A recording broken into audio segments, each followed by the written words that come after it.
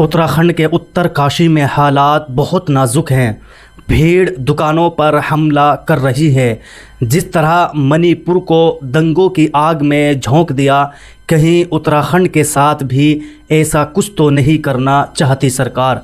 Police की मौजूदगी में आप देख सकते हैं कि कैसे भीड़ मुसलमानों की दुकानों पर और घरों पर हमला कर रही है। ज़रा इंसानियत के नाते ही सोच कर देखो, 20 साल, 30 साल, 40 साल, 45 साल अपने कारोबार में लगाया, एक दुकान जमाई और अब अचानक से भीड़ आती है और कहती है सब बंद करो, दुकान खाली करो, मकान खाली करो, निकलो, भागो। तो कैसा लगेगा आपको?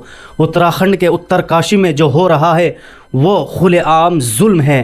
क्या सरकार को ये जुल्म नज़र नहीं आ रहा है? इस पूरे मामले को देखते हुए सदफ आफरीन ने भी लिखा है कि उत्तरकाशी में जो भीड़ धर्म विशेष के लोगों को भगा रही है, उनके दुकान मकान पर हमला कर रही है। ये खबर देश के न्यूज़ चैनलों से गायब है। भीड़ के कपड़ों का रंग, भीड़ का मजहब नहीं बताया जा रहा है। देश का माहौल बिगाड़ने की भरपूर कोशिश की जा रही है। किसी संगठन या पार्टी के बहकावे में आकर किसी से नफ़रत मत करो। आप इंसान हैं और एक इंसान दूसरे इंसान का दुश्मन क्यों बने? बंद करो ये नफ़रत का खेल। और हम पूरे हिंदुस्तान को इसलिए ये बात बताना चाह रहे हैं कि इस नफ़रत के खेल को इसलिए बंद करना ज़रूरी है कि आज के ऐसे बाबा जो सोशल मीडिया पर आकर हम जैसे भोले भाले इंसानों को भड़काते हैं और हम उनके बहकावे में आकर एक दूसरे के दुश्मन बन जाते हैं। आप ज़रा इस पंडित की और इस पाखंडी बाबा की भाषा को सुनिए। परोला में जिहादियों को सबक सिखाया है और मैं आपको कहूंगा पूरे उत्तराखंड में जिहादियों को सबक सिखाया जाए और जिहादी को एक जिहादी को उत्तराखंड से बाहर किया जाए, तभी देवभूमि सुरक्षित रह पाएगी। आप सभी को मेरा बहुत बहुत शुभकामना है। और इस पूरे मामले को देखते हुए साक्षी जोशी ने भी अपने ट्विटर हैंडल पर ट्वीट किया है और लिखा है, उत्तरकाशी में एक नाबालिग को 2 युवकों ने अगवा किया, अगले दिन पुलिस ने गिरफ्तार कर लिया। इस घटना की आड़ में सभी मुसलमानों को 15 जून का अल्टीमेट दिया। लिखा, लव जिहादियों, दुकान मकान खाली करो वरना। अब आप पढ़िए सबसे बड़ा सच। आरोपी लड़कों में एक मुसलमान उबैद खान है तो दूसरा हिंदू जितेंद्र सैनी। लेकिन कितनी आसानी से किसी हिंदू या सैनी समाज के लोगों पर कोई अल्टीमेट जैसा कागज़ नहीं गिरा। होना भी यही चाहिए। किसी के अपराध की सज़ा पूरे समाज को कैसे दी जा सकती है? वैसे यह भी बताती चलूँ कि हमें ऐसा विश्वास दिलाया गया है कि ये देश संविधान से चलता है और यहाँ एक स्वतंत्र न्यायपालिका है। मैं आपसे पूछती हूँ कि आखिरकार हम कौन होते हैं कि किसी का अधिकार छीनने वाले हैं?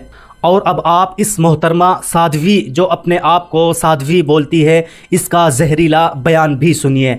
ये हमने कितनी बार कहा, खुले मंचों पर कहा कि लव जिहाद जो फैलाया जाता है ये मस्जिदों से शुरू होता है।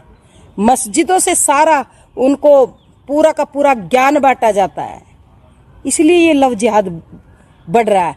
जिस दिन हिंदुस्तान के अंदर ये मदरसे और मस्जिद बंद हो जाएगी, लव जिहाद भी बंद हो जाएंगे और हिंदुस्तान के नहीं पूरे विश्व में कहती हूँ कि सुख शांति अमन चैन होगा। तो आपने सुना कि कैसे ये साध्वी लव जिहाद मस्जिद से बढ़ रहा है ऐसा घिनौना इल्ज़ाम लगा रही है और ये ख़ुद अपने इस बयान में कह रही है कि जिस दिन भारत में मदरसे और मस्जिद बंद हो जाएंगे उस दिन पूरी दुनिया में शांति आ जाएगी।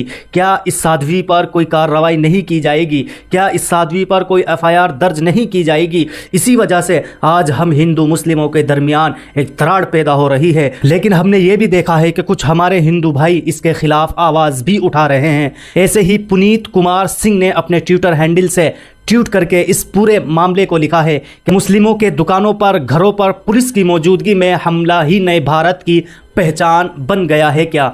उत्तराखंड उत्तरकाशी के परोला कस्बे में लव जिहाद के नाम हिंदूवादी संगठन मुस्लिम्स को निशाना बना रहा है। जय श्री राम का नारा लगाकर दंगा करने वाले लोग जय श्री राम को ही बदनाम कर रहे हैं। मुस्लिम घरों और दुकानों पर हमले की वजह से मुस्लिम आबादी पलायन पर मजबूर है। ये नए भारत है। #Save Uttarakhand Muslims. और आखिर में हम इन नफरती टोला को ये वीडियो ज़रूर दिखाना चाहेंगे कि जो मुस्लिम समाज को टारगेट बना रहे हैं कि ये लोग किसी के दुश्मन नहीं बल्कि हमेशा लोगों के खैरखा रहते हैं। नफरत के सौदागरों, आज भी लोग धर्म देखे बिना एक दूसरे का सम्मान करते हैं, एकता और भाईचारा निभाते हैं। बच्चे जब बीमार पड़ते हैं तो मस्जिद के दरवाजे जाकर नमाजियों से दम करवाते हैं। ये तस्वीर नफरती लोगों को अच्छा नहीं लगेगी। एक दूसरे का सम्मान करें, धर्म अलग है लेकिन है तो इंसान ही। आप सब भी हमें कमेंट बॉक्स में अपनी राय ज़रूर दें।